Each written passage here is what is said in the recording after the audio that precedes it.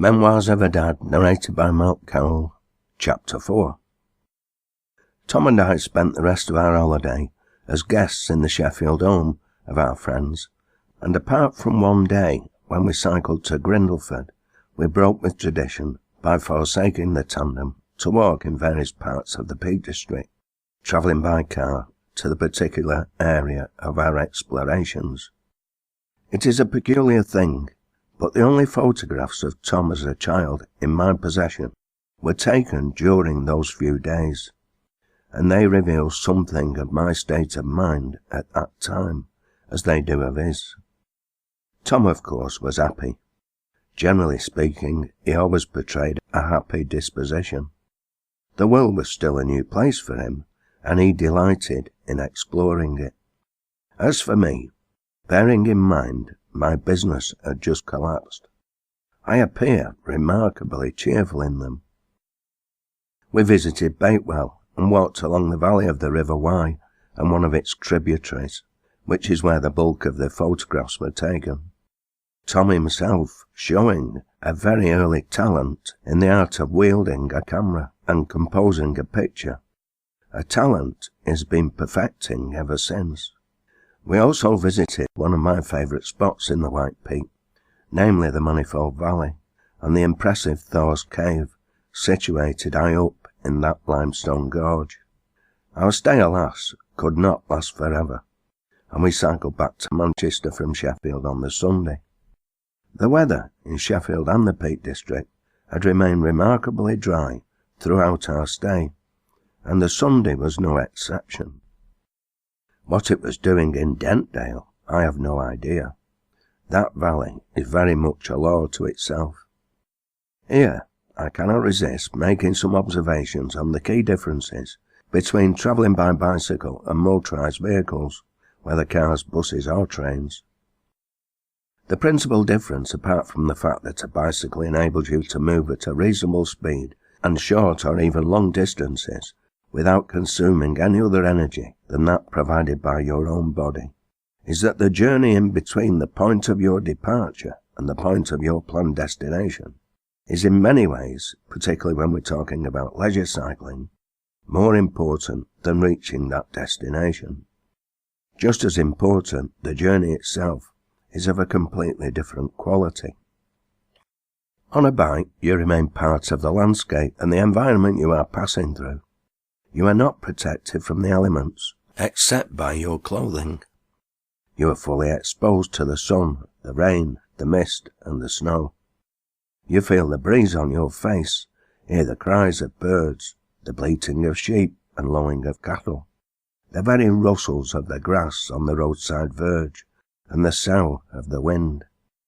Every scent emitted by your immediate neighbourhood, sweet or foul, pervades your nostrils. The whole landscape, land and sky, spreads out before your eyes, and your brain is stimulated by the sight. There is no barrier between the cyclist and nature.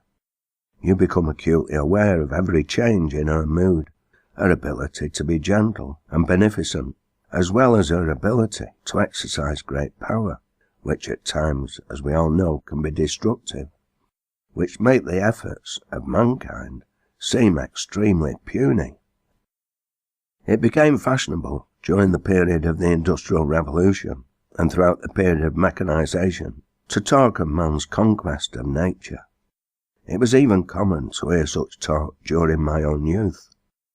That phrase conjures up for me visions of man with pointed spear, standing over nature as if she was some wild beast he had bested in battle. Man can never, and will never, conquer nature in that sense.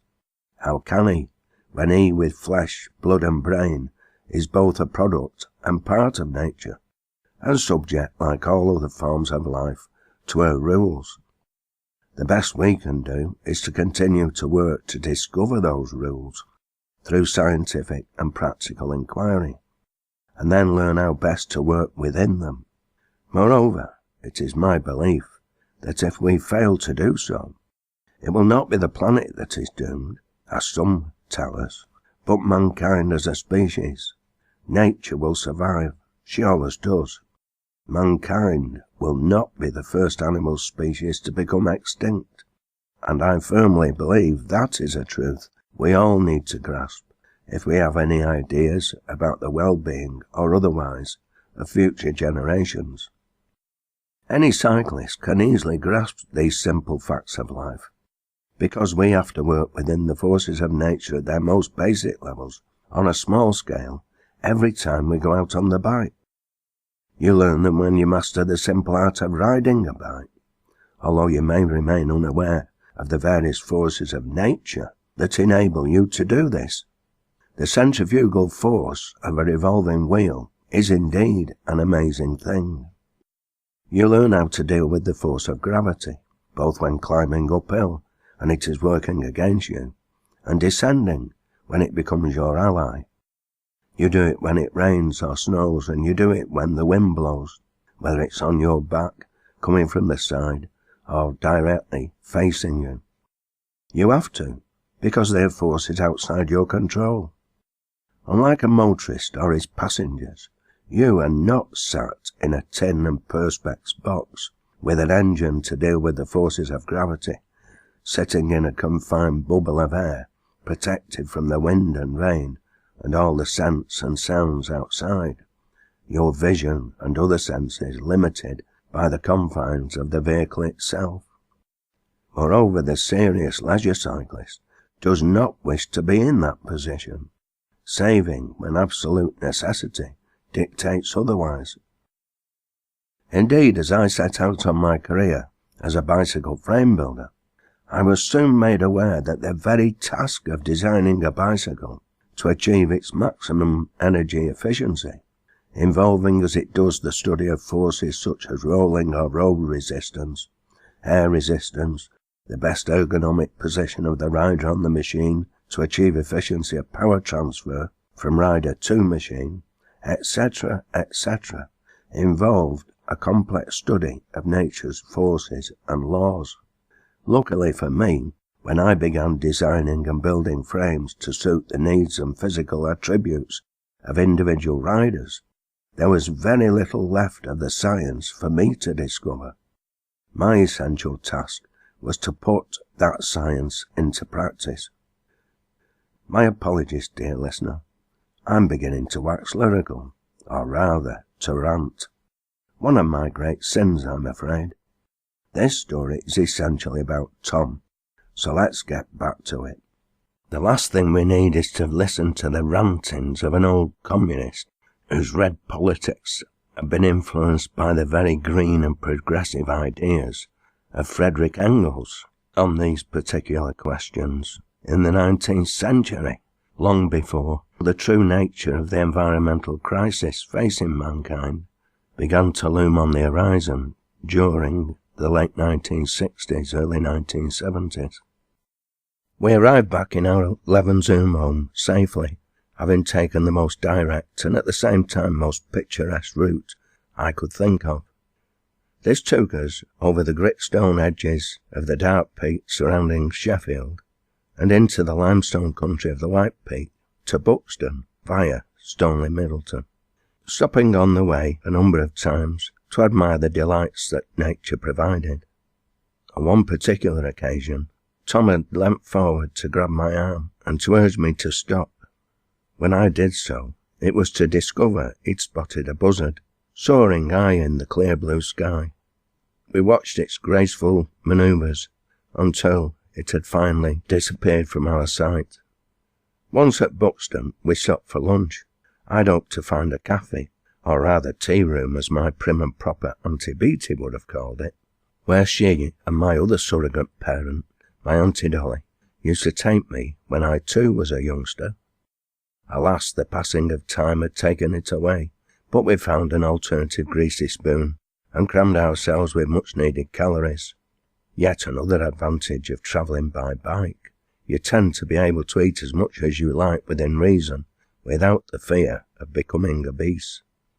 From that historic spa town, we proceeded down Long Hill, once again in gritstone country, where the bleat of sheep and the cry of curlew predominate, and were soon in Whaley Bridge, where we rejoined the A6, negotiating its slow-moving traffic.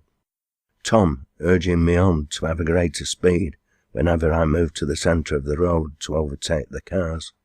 He delighted in waving to and laughing at the rather bemused and no doubt highly frustrated drivers we sped past downhill through Furnace Vale, Disley, High Lane, Hazel Grove to Stockport. After the fast descent past Stockport Town Hall and over the River Mersey, and the consequent steep but short climb that followed it, we were soon through Eton Chapel, and passing the then beautiful red sandstone and rather architecturally stunning factory of McVitie and Price, before crossing the border into the city of Manchester and negotiating various side streets to our small abode. Tom went to bed that night a happy and contented lad, and no doubt a little tired. I more often than not read to him before he went to sleep, but that night the boot was forgotten. He had every right to be tired, with over 50 miles in his legs, and still a few days to go before his 4th birthday, which, if my memory serves me right, was the following Saturday. I remained thoughtful once he'd fallen asleep, and I'd returned downstairs, not quite sure what was in store for us. I'd never had a business go bust before. It was a completely new experience. Like my young son, I too was on a steep learning curve, but then that tended to be the story of my life. I always seemed to be climbing up or sliding down some learning curve or other. However, as a wise woman by the name of Elsie Booth had once remarked, Malc, I reckon if you fell off the co-op you'd land in the divvy. Or, to put it a little more crudely, as one of my current drinking friends, Ernie the Scotsman, often says, if you landed in a bucket of thumbs you'd come out sucking a tit. So, experience was to prove, although there were a few interesting moments on the way. Nonetheless, that night I began to seriously think about our future. Everything seemed black for a while, but eventually the cloud melted and I realised that all the most important things in my life were intact. I had good health. I had the bike and the tent, decent clothing. I had my tools, and therefore the means to earn my living. Above all, I had my wonderful little son, and no matter what was to befall us, I was determined that he would have as good a start to life as anybody could wish for. With those optimistic thoughts in my head, I too retired to bed, convinced that the opportunities that would present themselves in the morning would all be positive.